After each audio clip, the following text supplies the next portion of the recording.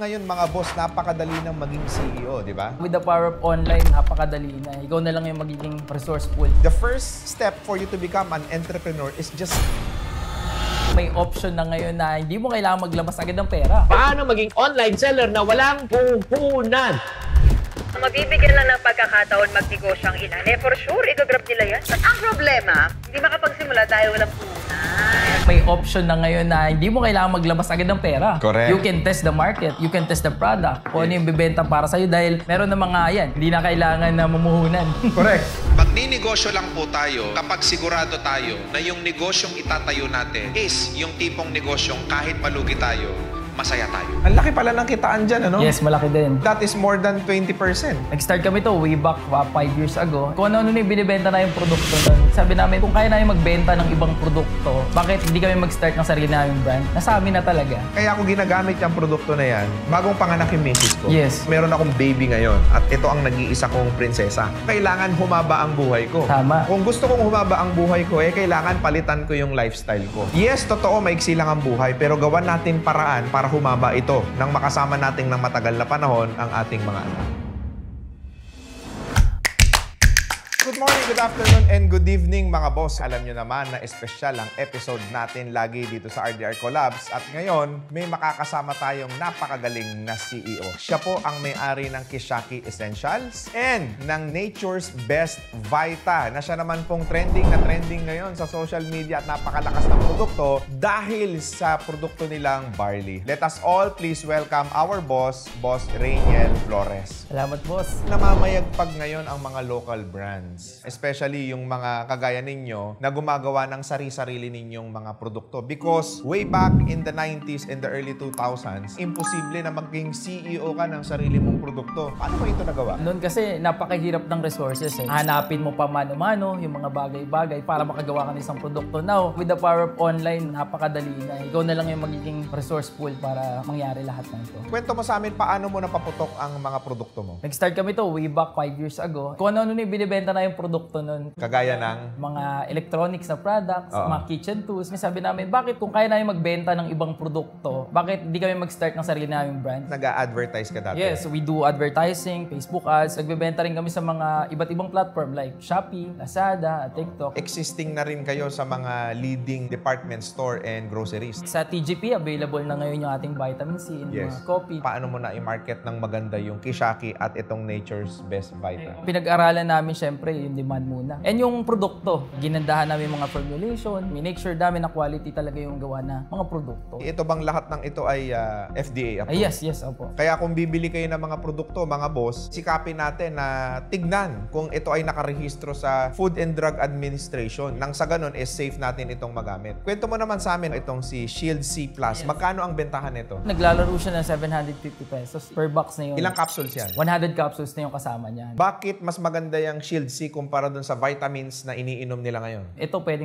Kasi sodium ascorbate yung gamit natin dito. And with zinc na siya. And alkaline talaga yung mga gamit nating ingredients. With zinc and alkaline. Yes. O importante rin na maintindihan natin, especially doon sa mga nagiinom ng vitamin C, alam ko nagpapalakas tayo ng immune system ngayon, di ba mga boss? Kailangan na non-acidic ang iniinom natin na vitamin C. Nang sa ganun, hindi ito harmful sa ating katawan. Pagdating naman dyan sa kape mo, marami na nagbebenta ng kape. Bakit ako bibili niyang Shape White coffee mo? Yung shape white natin, nakakapayat, nakakaputi talaga. Pag inom pa lang nila, masasarapan sila, number 1. And yung epekto, mararamdaman nila after a few days. Ano ang ingredients niya na nakakatulong makapagpapayat? Meron tayong Garcinia cambogia dyan, psyllium husk fiber, glutathione, L-carnitine. Magkano binibenta yan? Nasa 230 pesos. Magkano tubo naman dyan? Kung may physical store ako, gusto kong ibenta yan. Naglalaro yan ng 50 to 100 pesos. Pagdating naman yung Milky Fit mo, ano naman yan? Yung Milky Pit namin, napakaganda nito. Kasi sa loob niyan, meron na siyang bote na pwede nilang itimpla. Kung tawagin namin to milk tea on the go. Milky Pit siya kasi pampasexy na milk tea. Usually po yung mga milk tea, pampabigat at hindi healthy. Kasi sugar yung gamit dito, stevia yung gamit natin. No? May chia seeds na rin siya. Meron ka namang magandang feedback na nakuha na talagang naging sexy sila? Yes, pumayat so sila? napakadami naming feedback na nakukuha dito. And sila yung mga tipong sumubok lang, nakita yung resulta sa sarili nila, and then bumabalik na sila pa ulit-ulit. Gusto nila maka-discount, yan, nagdi-distributor sila. Gaano kahalaga yung feedback ng customer sa isang produkto?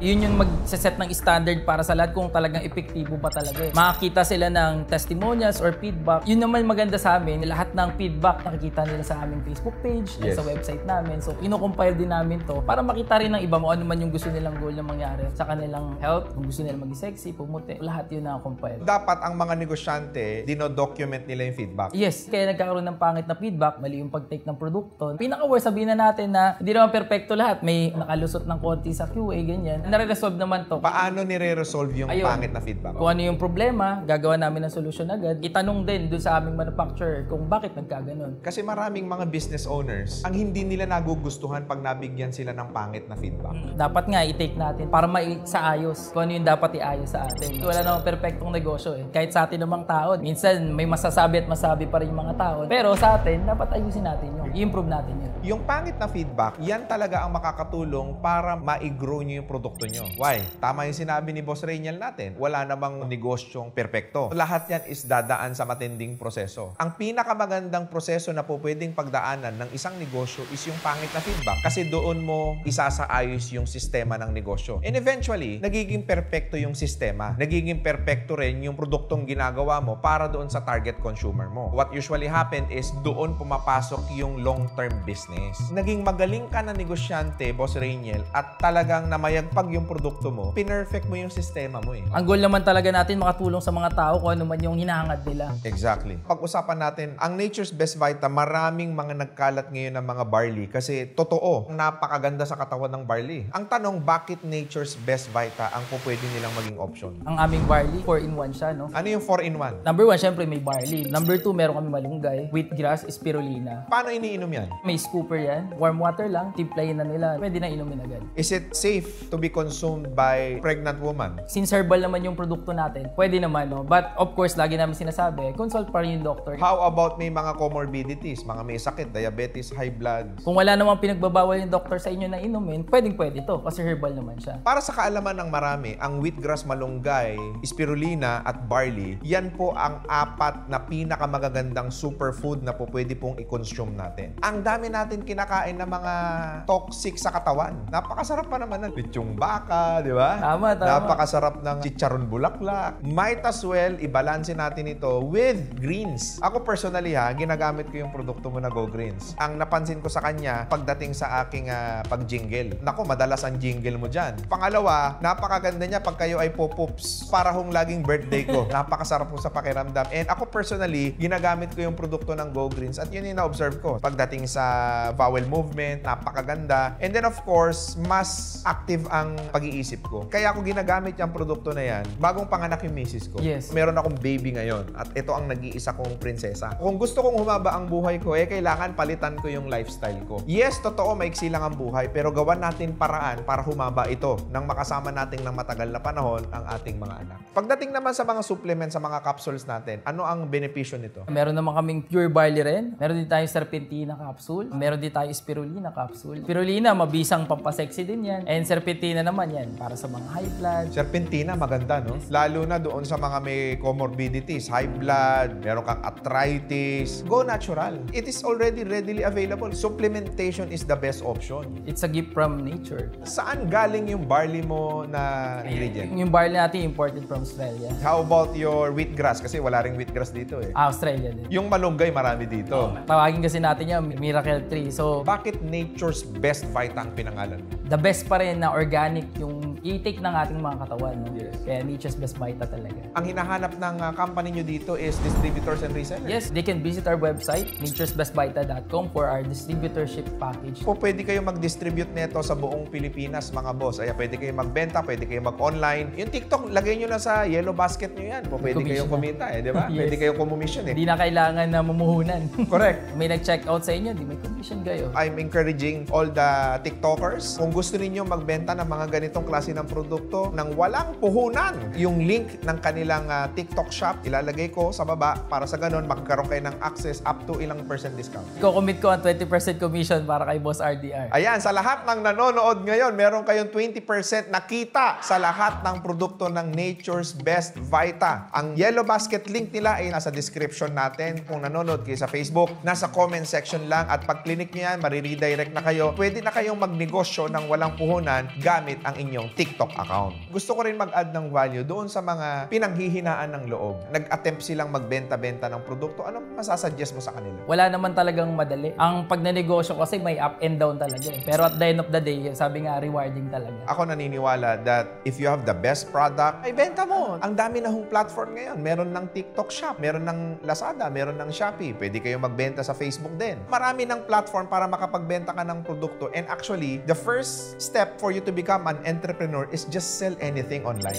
May option na ngayon na hindi mo kailangan maglabas agad ng pera. Correct. You can test the market, you can test the product, kung ano yung bibenta para sa'yo dahil meron na mga affiliates, dropshipping. Magbebenta rin ako nito sa TikTok ko, ha? Ayan, 20% yan, ha? Dito sa Automatic, Under Collabs, sige. ha?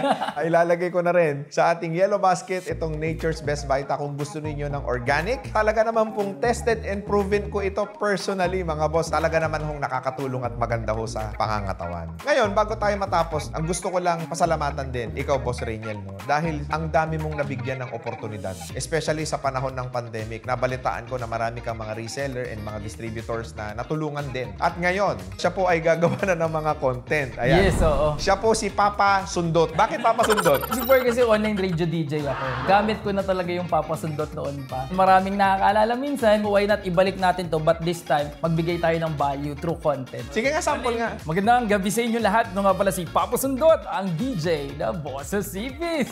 Ganon? Ganun guys. Sa online radio DJ naman tayo. Kasabayan namin yung mga iba-ibang radio station online nun. Ano ngayon yung plano mo sa content? Gusto ko magbigay ng value, pagnenegosyo, sa buhay. Naalala ko dati, mga boss, ito si Boss Rainiel ang nilapitan ko para gumawa ng mga graphics namin dati. Natatandaan mo, plus voice-over. Yan, tested and proven ko po ito. Nakakatuwa lang kasi parehas tayo nag-grow. Nakakatawa, sobrang nakakatawa, boss. Marami tayong mga taong natutulungan. You, pagdating sa pagbebenta ng mga quality ng mga produkto, at ako naman is pag-share ng knowledge and values sa social media. Bago tayo matapos, baka meron kang gustong pasalamatan at batiin. Pinapasalamatan ko, of course, ay yung mga distributors namin, like sa TGP, sa physical stores, and of course, yung mga admins namin, yung wife ko, si Keisha, brother ko si Dominic, and si JC, yung pinsan ko, sama ko rin sa company, no? And syempre, yung family namin, ayan. Maraming salamat sa lahat na sumusuporta sa aming brands. And of course, sa akin, ayan, nag-start na content creator ngayon. Pwede kayong mag-subscribe sa channel ko rin, papasundot.tv. Sa lahat ng nanonood, huwag ninyong kalilimutan na i-click ang ating subscribe button at yung notification bell para lagi kayong updated sa ating mga future videos. And also, do not forget to follow us on Facebook, TikTok, and Instagram. And available na rin po si Boss RDR sa Spotify. So magkita-kita tayong muli sa susunod na episode ng RDR Collabs. Thank you so much!